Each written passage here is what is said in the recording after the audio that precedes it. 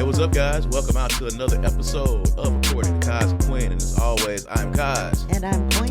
This is this little podcast of ours. Of course, these are conversations that happen between a husband and wife in the privacy of our own home, right here where we are. As a matter of fact, that we share with you guys, we share with the world, for you to laugh, for you to think, to be introspective, but most of all, to open up the lines of communication.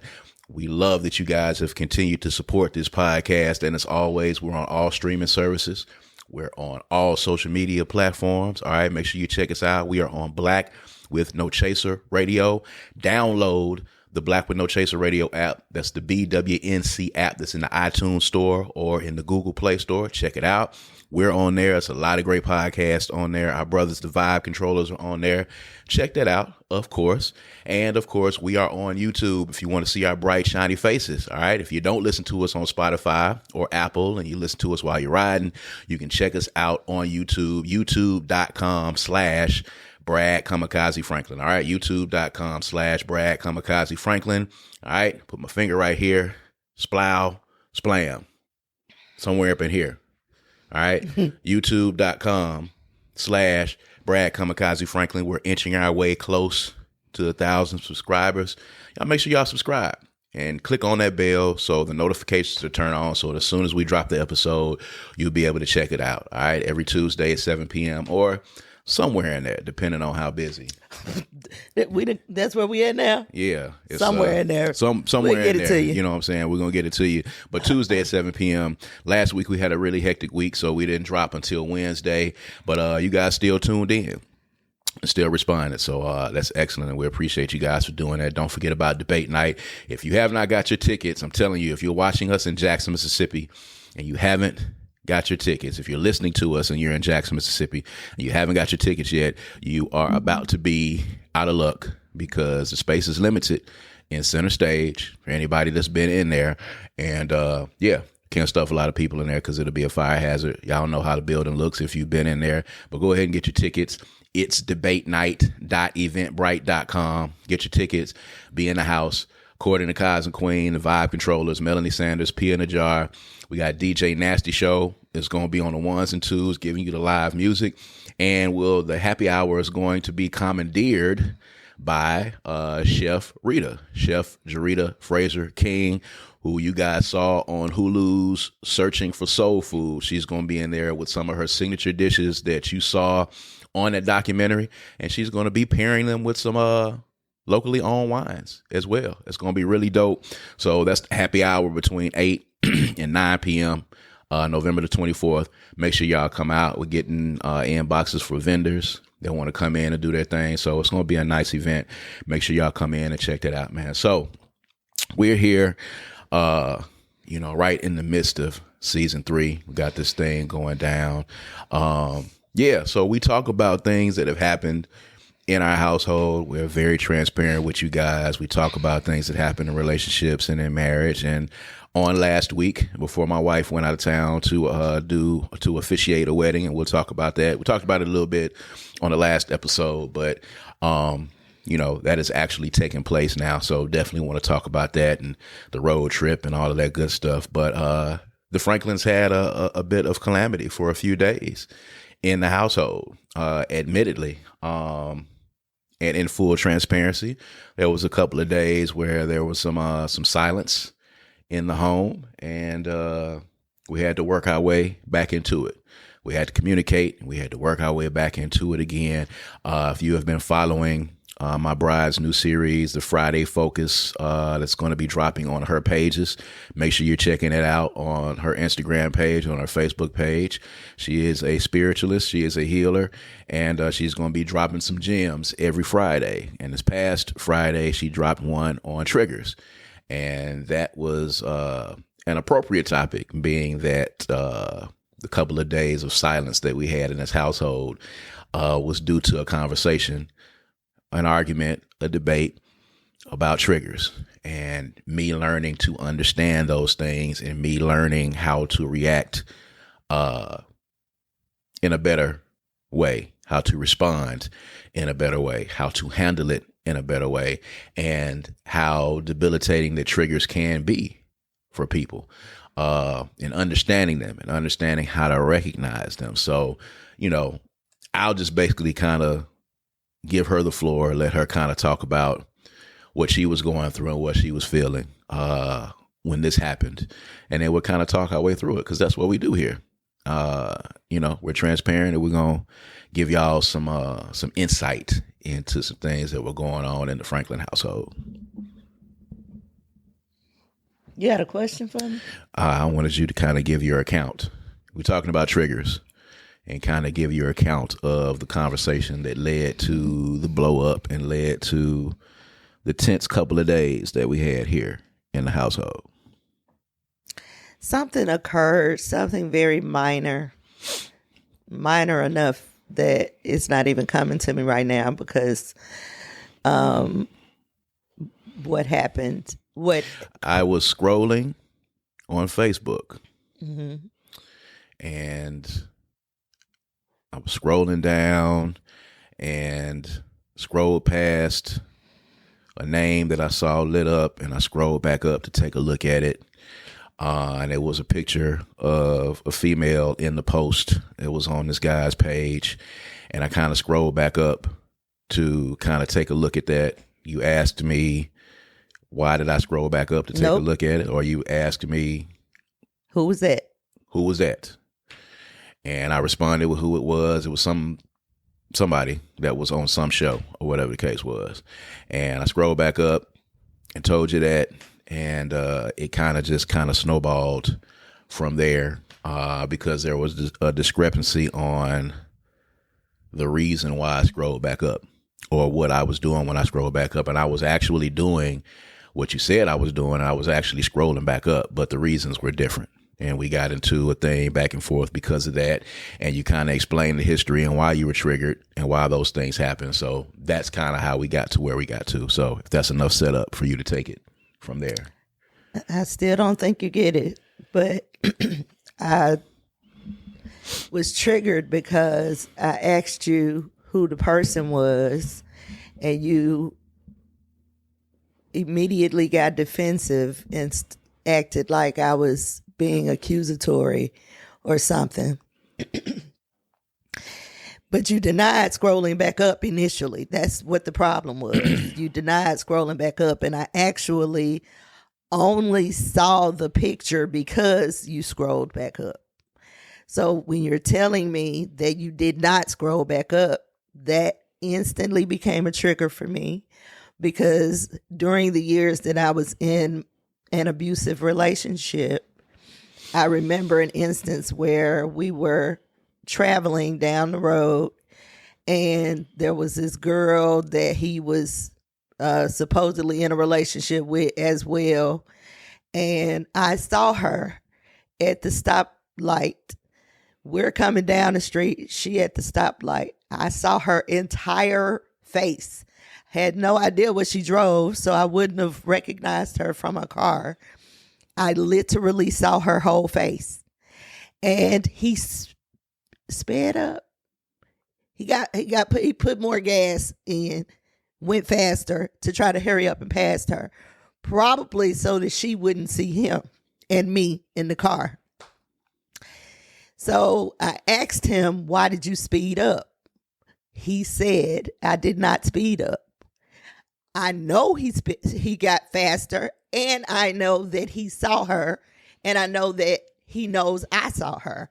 So why are you not just saying that was her, I saw her, and I gotta go faster or something? Why not just say that? Don't lie to me and tell me that something I just saw did not occur because you are hiding something else. Figure another way out to hide it, but don't tell me that what I saw I didn't see. So when he did that, as simple and meaningless as this act was, the fact that he denied it took me exactly right back to that place. Don't play me. Don't play me like a fool. Don't act like I don't know what I'm doing. Don't try to make me feel or look or seem crazy because you are deflecting or whatever your reason is. His reason, in my opinion, I don't want to speak for you, for saying he didn't scroll back up. It was an automatic response. I feel like he was triggered because early in our relationship, when I had all the baggage from the previous relationship, I was accusatory. I did watch everything he did. Who you talking to? Who is that? What's that picture? Why you looking at her? No denying at all. So I know that he is triggered. I mean, he was traumatized by that. You know what? Baby, I told you that in the I conversation. never thought about it like that. You were triggered. I was actually by my triggered trigger. By you saying what you said. Yes. And I was triggered in the same way. Because I have traumatized you from my own trauma. You have trauma from my trauma. Because early in the relationship, I was a mess. I didn't trust nobody. I'm coming out of an 11-year abusive relationship. He cheated on me continuously. I didn't trust him. I didn't believe he wanted me. I just literally was on top of everything he did. Everybody he talked to, I thought he wanted everybody. I just didn't believe I was enough. So he automatically responded by saying he didn't do it because he thought my question, who is that, was from that place. But actually, I am in the business where I have to run my business on social media. When I looked over there, that picture caught my attention. So I was like, who is that? Not who is that, like trying to check him or something like that. I just wanted to see who that was because the picture caught my attention. I am trying to figure out how to have my social media pages pop. So whatever she did in that picture made it pop. Let me see what she did. That was really literally where I was coming from. He didn't get it. And then he started saying ridiculous things to me about triggers. He mentioned, how long am I going to have to deal with this trigger? Completely offensive, completely hurtful.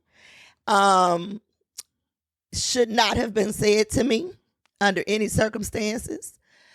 And so that's why I had to be silent for a few days, because my heart was broken.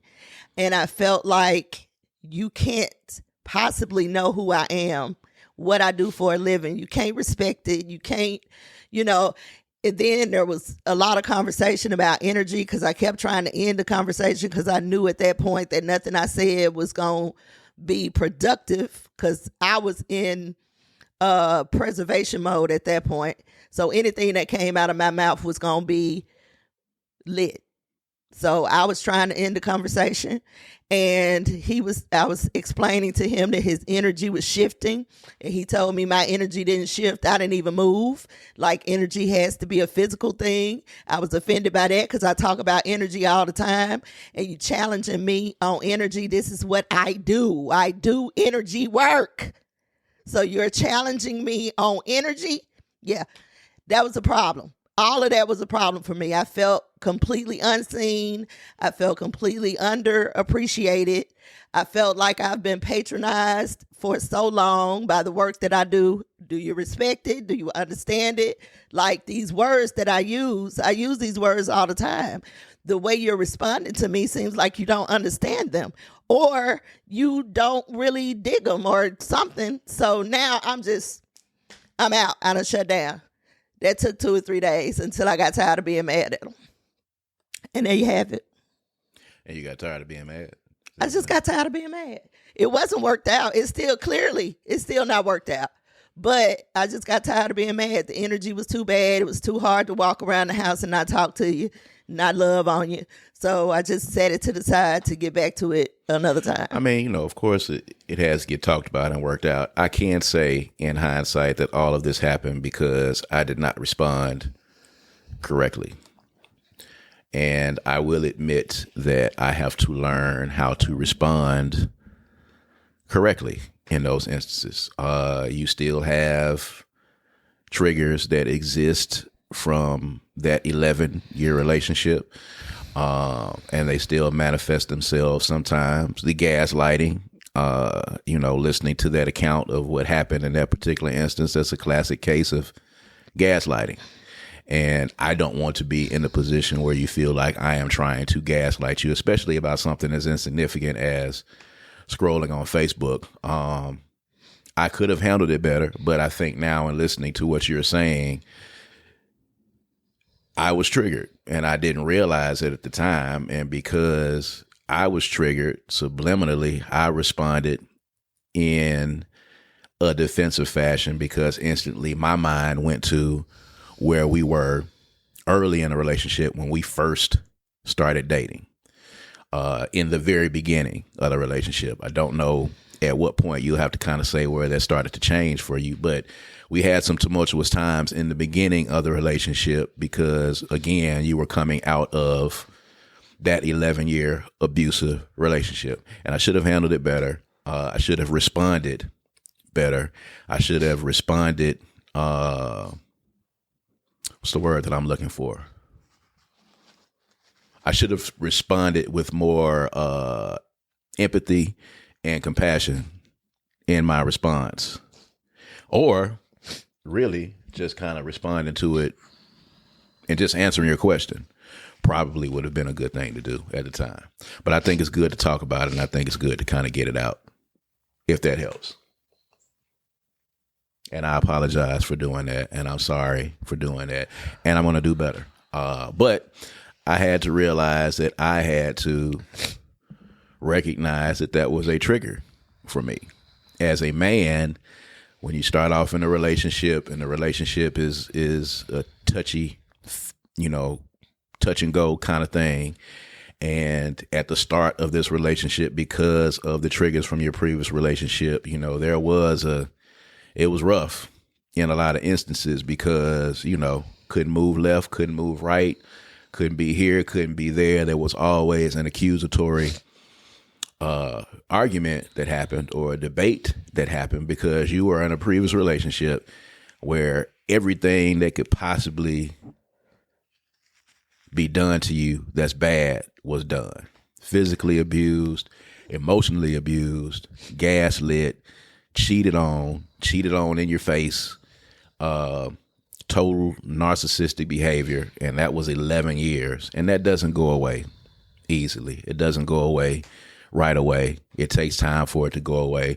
And I have to be more empathetic with that and understanding that and responding a little bit better. I have to learn to work on my triggers.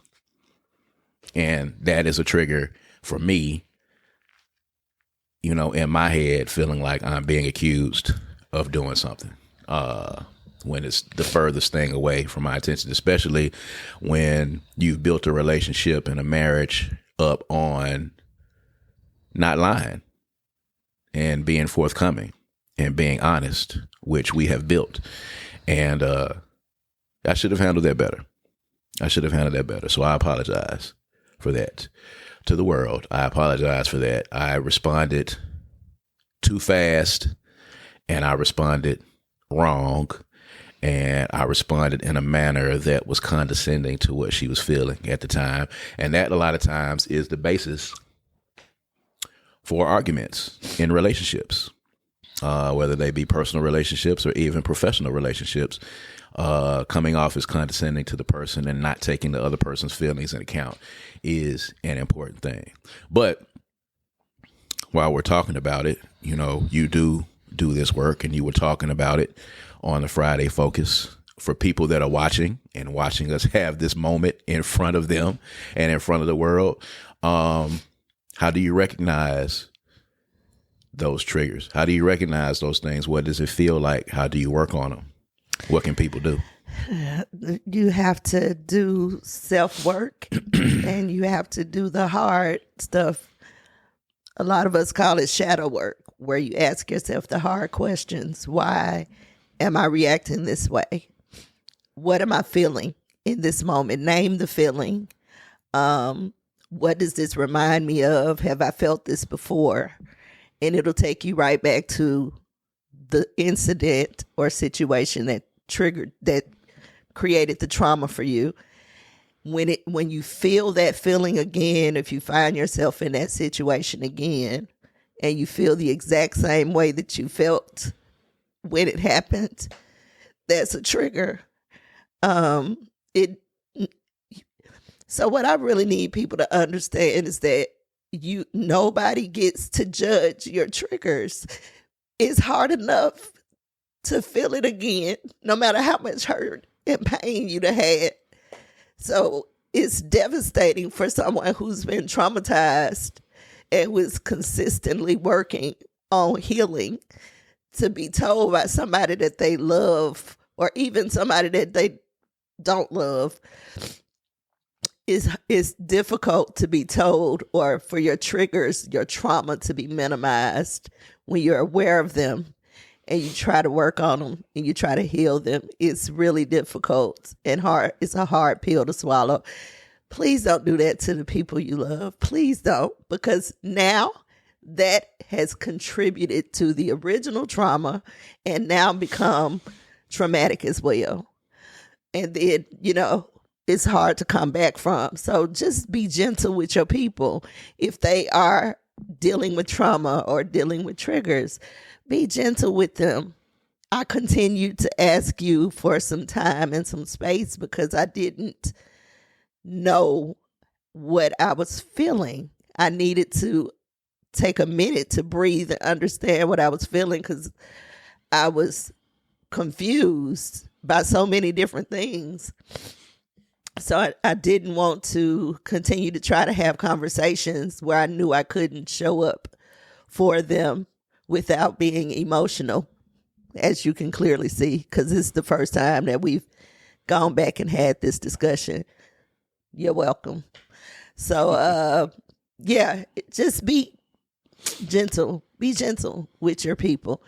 I understand that you're traumatized too. I tried to explain to you that that's what was happening. So now I'm tripped out by the fact that it just clicked for you right now in this moment. I texted that same thing to you and I said that same thing to you. So what was happening with you where you didn't hear it or digest it? I mean, with me, in my head, I'm like, nah, man, you're still not tripping on that shit that happened 20 years ago.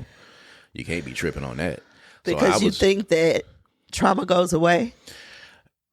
I'm just speaking for me. I'm asking. And for me, it was over with and done. It was a period of time that we went through. It was very early in the relationship. I had to prove to you that I was not your former boyfriend. I had to prove to you that I wanted to be with you. I had to prove a lot of those things. I had to show up and show you that we were supposed to be together. And I felt like I was past it. And I guess in a lot of instances, you suppress it and you say that you're past it. No, it's not necessarily and that. You're not past it. It's not really how triggers work, baby. Most of the stuff that I had to overcome because I was abused, the lack of self-esteem, the insecurity, those things still show up in areas. I don't live in that space, which I did early on. I don't live in that space, but when my emotional self identifies that pain showing up again, what matters then is how I manage the trigger. It doesn't mean that the trigger is not going to happen. What matters is how I handle the trigger when it does happen. So when I constantly said to you, when you said, why are you yelling? Why are you yelling? And I'm saying I'm yelling now because I am triggered. In the future, what we need to do is acknowledge that I'm triggered and give me time to process and overcome it within myself enough to come and have a conversation with you about it. And I think that's fair at the end of the day. And I have to be compassionate about it and not react. And reacting and don't judge because we're obviously different people. Yeah. If you're of the mindset that we should be past it, maybe that's how you work. But it's still irresponsible to say to someone that you care about that you should just be over your trigger, or you should be over your trauma. It's that. I think about the way that it hits home for me now that I'm thinking about it and processing. I think about this particular thing that I have this debilitating, crippling fear of. And we recently had an incident with that. And there was, me having to give you an understanding of what that debilitating, crippling fear is. You remember that conversation about the critters? Oh, yeah. Yeah. So, in the morning where you got up and he was like, what are you doing in here? And I was like, and I finally had to break down and tell you what the problem was and what that fear was. And I'm not even really comfortable even saying it in this public forum because it feels embarrassing to me. But it is really an actual physical, debilitating fear that I have. And I think it kind of clicked for you in that moment of what that is. And how did I respond when you told me? And you understood. I said, I understand. All you have to do is just tell me. And I didn't want to tell you because I was embarrassed. And that's fine. I get that. But that's the only response that I could righteously have to you about but I don't share that crippling fear. I don't have that. So I could have very easily said, how long you going to be tripping on this? That would have been hurtful and contribute to what you were currently going through. So in that moment, I was like, oh, okay, well, next time just tell me. Because I understand. I get it. Mm. And that makes sense. Early on in the conversation, because I remember as I was standing there and I was you were like, okay, well, what are you going to do about it? And I was like, I'm doing X, Y, Z, and I'm doing X, Y, Z. And he was like, well, okay, woo-de-woo-de-woo, yeah, hey. And I was like, hey. And I was really in my conversation trying to say, please, let's stop talking about this right now.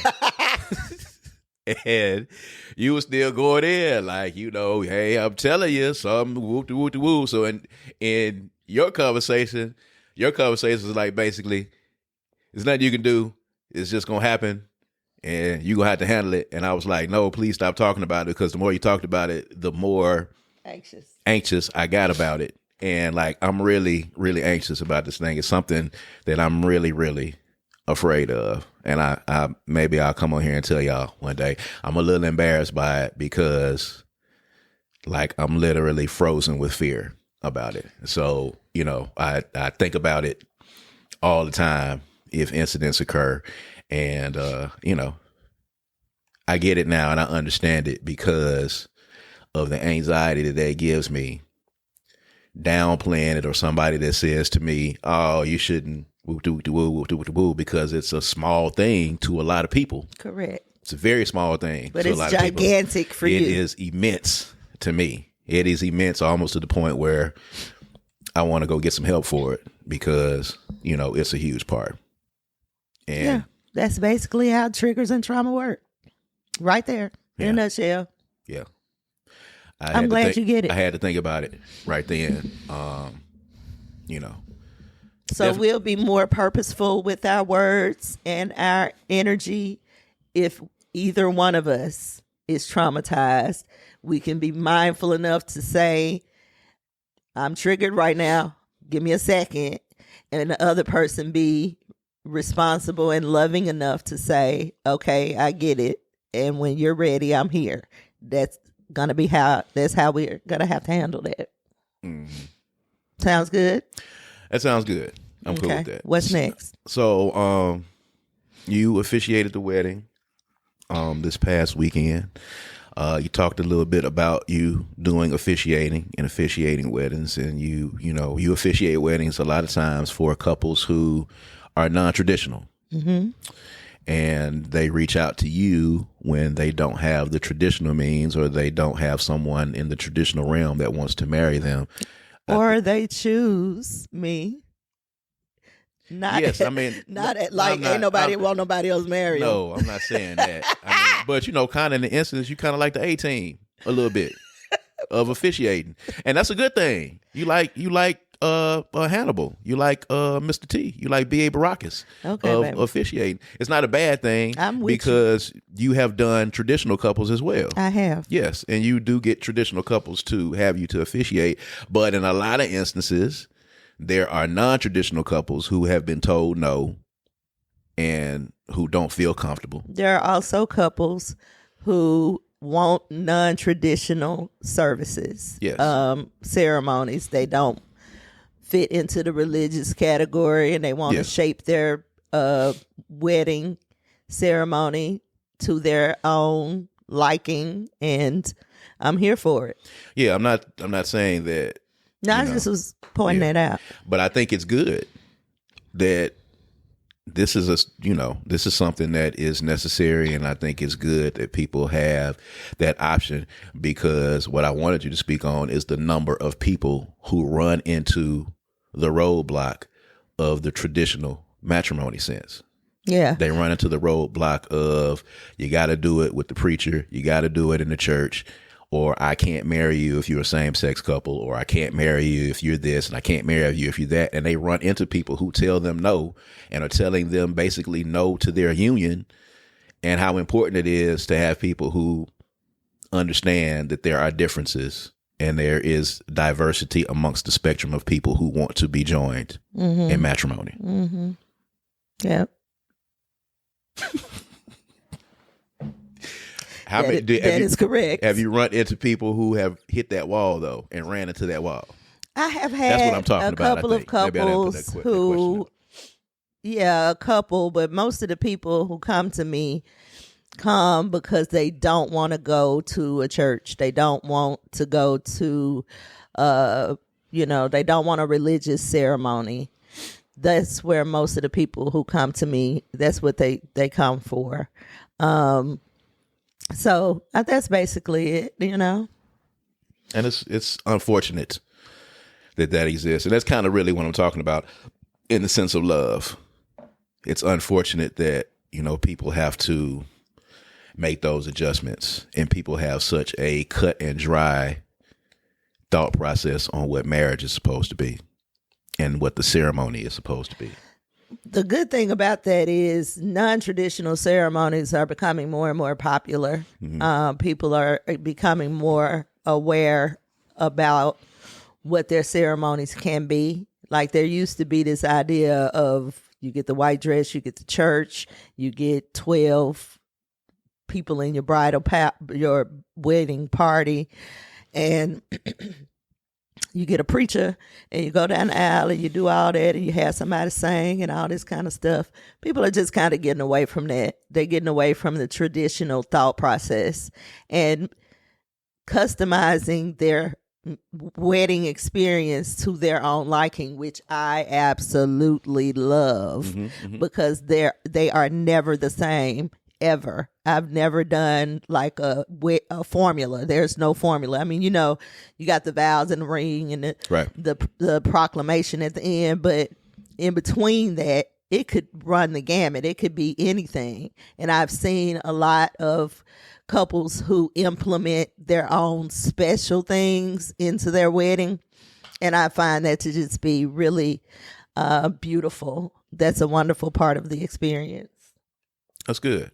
Yeah. And I'm glad that you're able You can't really shape it very much in the church. Right. Not like that. It's a cut and dry line on how it's supposed to be. And everybody doesn't fit that. And I feel sorry for the people before this generation or before the past couple of generations, like people in the 60s and 70s and the 80s to a degree, that were forced into a box or were eliminated and removed from that box and ostracized because these options were not available to them. And I'm sure that there are people out there and pastors out there with religious backgrounds who, may customize services.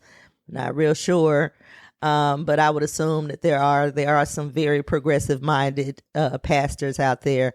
But yeah, most of my couples just want to have a real experience, want somebody to talk to them real. They know who I am. I asked them what type of ceremony they want. Do you want Jesus to show up, or who you want? What you want? Whoever it is, I don't mind. I'll go in the church and do your wedding if that's what you want. Yeah. So traditional I'll do. Non-traditional I love, because it gives people the opportunity to just celebrate themselves. Now, you were doing this wedding. You were out of town, and you were gone for 2 days. 2 whole days. And it was a rough 2 days. I will admit here to the world that I get separation anxiety when my wife is gone, or if I'm separated from my wife. I have a high level of anxiety when she's not in my area. So it was rough for 2 days for you being gone and sequestered at this wedding that took place off in the boonies, in the woods somewhere, secluded away from civilization, where Wi-Fi was not, a real thing. It was on some estate, a great, beautiful place, of course, that you were talking about for this wedding to take place. But you were gone for 2 days, and, it just instantly almost feels like I'm a newborn baby up here trying to figure out what to do. I had an inkling to go out and socialize on both of the nights, and ended up getting into bed at 7:00 and remaining there for the remainder of the night, which is what I did both of those nights. And did you rest? And had intention. Yeah. I'm talking about, boy, did I. Some of the best sleep I've had in a while, but because there you go. You were not here, I didn't have any other choice. And in my head, I was like, I'm going to go out, look for places to go out, had targeted some places where I'm going to walk up in. I got a real problem, folks, going out by myself. I don't know if we talked about this on this show, but I recently challenged myself to go out and eat lunch by myself. And I did it. It wasn't because, that was the day I planned to do it. It happened out of necessity, and I think the universe willed it to happen. But I didn't go down without a fight. When I pulled up at the place, I called everybody. I called my wife. I called my sister. I called everybody that I could call, just random people, just to see if they were in the vicinity and if they wanted to stop and have some lunch. I called both of my kids. My son wasn't coming anyway. He was at work. My daughter lives in Atlanta, and I don't know what the hell I called her for. I think I just called her to tell her that I was finna eat lunch by myself. And she was like, I do it all the time. Get off my phone. And then... Thank you, Brandy. Good Lord in heaven. I have a real issue because, sadly, in my head, and this is just me, and this is stuff I got to get over, but people who eat lunch by themselves are losers. That's what I thought in my head. And then you know what that goes back to? That goes back to school. It goes back to middle school. It goes back to high school. It goes back to college. Especially in college, when, you could very well go and eat by yourself because everybody had a different schedule. But I never went to the cafeteria by myself, even when it was 6:30 in the morning and I had a 7:00 class and I went to breakfast in the morning. I get one of my roommates up to go eat with me, or either I would get them to agree to go with me in the morning, or either they had a class and they wanted to go anyway. But I never went to the caf by myself. I always went to the caf on the yard and ate, and I had somebody with me. And when I saw people eating by themselves, I'd say, ugh, what a loser. Nobody loves you. Mm. I think maybe you should give some consideration to changing your perception. Instead of thinking of it that way, start thinking of it as an opportunity. See, here's the real issue. You don't really like to be alone with your mind. That's the issue. So I think you really should just, think of it as self-care, an opportunity to breathe, to think about some of these things we talked about today, about, who you are, how you feel. Do a mental, spiritual check-in with yourself. I just don't, it's not a problem for me. I'm cool with it. And it's apparently not a problem for a lot of people. A lot of people came under the post. I made a post, and a lot of people came under the post. And it's like I do it all the time. And you left, and I see all the videos all the time of the husbands when their wife goes out of town, and they are literally just trying to go ahead and usher them out the door, edge them on out like, oh, babe, I'm going to miss you so much. And then when they gone, it's party time. Like Martin. Yeah. when Gina went out of town. Yeah. So you imagine it like that. But when my wife leaves, it's almost like my anchor has been lifted, and I'm kind of just a boat kind of just floating, without a rudder. And I'm kind of just here. And I have this thing about going out by myself. I have this thing about going into social settings by myself because my wife is usually with me. People usually see us as a couple. When we pull up in spots, the Franklins are here, and you get used to hearing that. And then, I always feel like, if this guy walks into this bar by itself, what's going on? What's happening in the Franklin household? Are they together anymore? Are they getting a divorce? Babe. Like, Oh, babe, you got to let that go.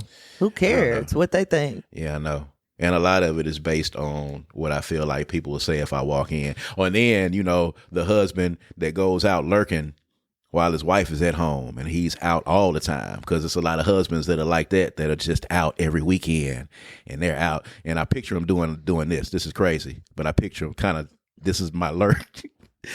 Y'all can't see this if you're listening, but if you watch it on YouTube, I picture the husbands, they're out lurking like this, like a Scooby-Doo villain.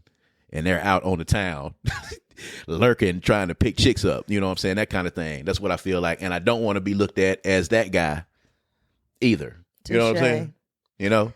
So I don't think people are giving it that much thought, really. And you know what? They're not.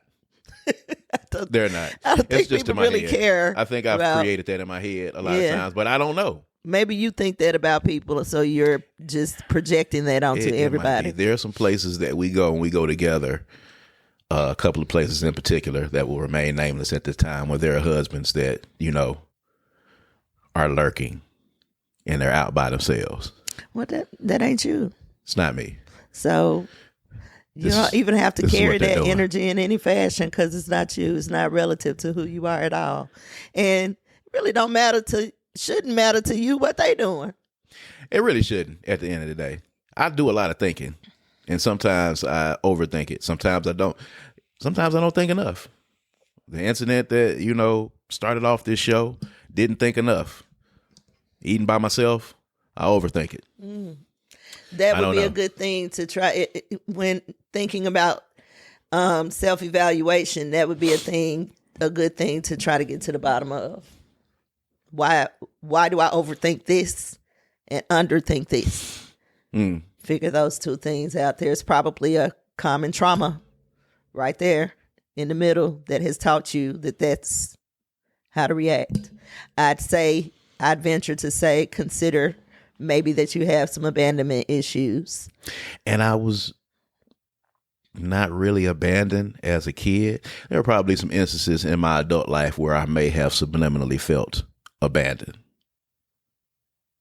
I guess. Well, this is not something we can get into in this show. That's a lot. It's a lot. That's gonna take you deep. But I definitely don't feel like far. it. I definitely don't feel like it with my parents. My parents were always there, always to the end. May not have been your parents. And it may not have been my parents. It may not have been my parents. I don't know. It's just crazy. The separation anxiety that I have when you're not here, when you're gone, and you're on the road. I don't know. I got to fix it. I had 2 nights where I could have gone out and tried it out and see how it was and had some fun. And my mind told me, hey, dude, just go get in the bed. And that's what I did at the end of the day. I think it would have gone a little bit differently for me. Oh, it absolutely would have gone a little bit different to you. You're probably better in social settings by yourself than I am. Although you are more introverted than I am in a lot of instances. That's for sure. On the social side, you're able to go out, striking up conversations with people. Ugh. That's funny because my mentor told me when we first got together, so many things happened when we first got together. When we first got together, we went to an event at the Mississippi Museum of Art, and I was in a corner and just kind of sitting there. I didn't really know how to act. It was a whole new world for me. So I was just kind of sitting there observing, watching everything, watching all the people. Didn't really know anybody but you. And she came over to me and said, "Are you Kamikaze's wife?" And I said, "Yes, ma'am." She said, "You need to get up. You don't need to be in the corner. You need to be by his side. And you need to walk this room just like everybody else is walking this room." Because really, literally, there were no other people sitting down. I was just sitting down. She was like, "You need to get up. Go stand with him as he works this room. Stand with him and chat with people as he chats with people." And I was like, "Okay." And I got up and did it. And I made that because, number one, because it was Pam Jr. telling me that. I have so much respect for her. And I knew this was that you knew who it was. I knew that what she was saying was jewel, like a piece of literal jewel that she was dropping to me. So I got up right then, and I haven't turned back. If you see me now sitting in the corner, that means I don't want to be bothered. And I take ownership of that. But usually I'm going to, embrace the room. And plus I was 10, 15 years younger then. I was still trying to figure out who I am. Now I'm pretty clear about it. And it's, take it or leave it. And it was new settings. It was settings that meeting you hadn't new been people. in. Meeting I new people. hadn't done any of that. I had kind of been in that world and floating around for a minute. So, it was easier for me to work the room. Working a room where I don't know anyone is where the fear comes in. You're better at that than I am. Working a room where I know the people in the room and they know me, I'm going to float around and, buddy, I'm in there on that tip. But you put me, go to this bar by yourself and sit at the bar and strike up a conversation with somebody. Yikes. Yes. The rooms where I know everybody are the rooms that I'm probably not going to work. Because why? Yeah. You already but the know rooms people. where I don't know people are the rooms where I want to get up and converse and talk. Gotta work the rooms, man. Gotta work the rooms. It's cool. That's a lot. This is good. Debate night, November 24th. Y'all make sure that y'all are there. Center stage. Jackson, Mississippi is going to be the first city.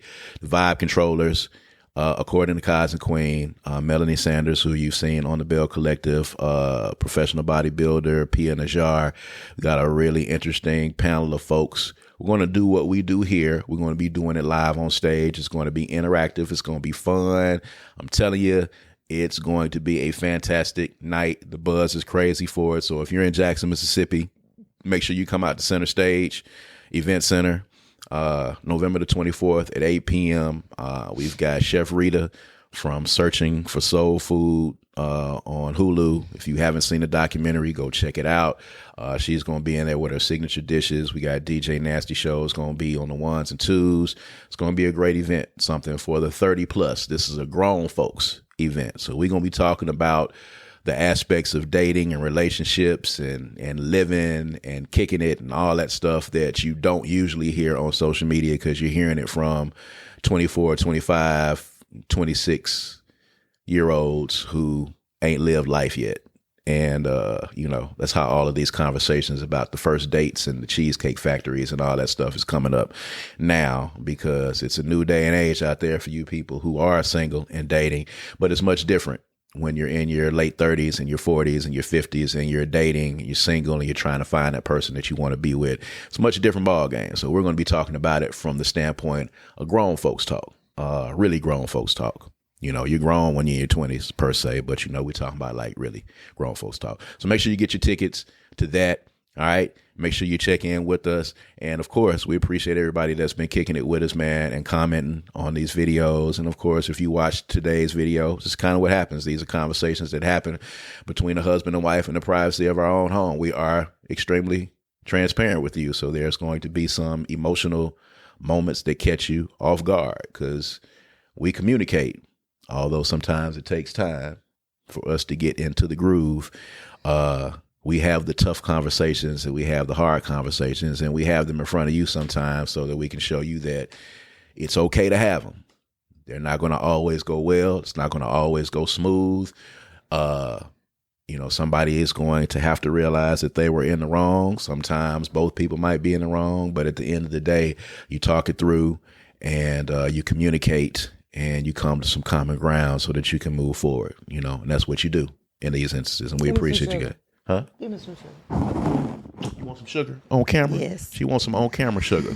They get to see us with the hard stuff. They need to see us with the good stuff. Some on camera sugar that you got to see. Sugar. All right. So, at any rate, for According to Kaz Queen, I'm Kaz. And I'm Queen.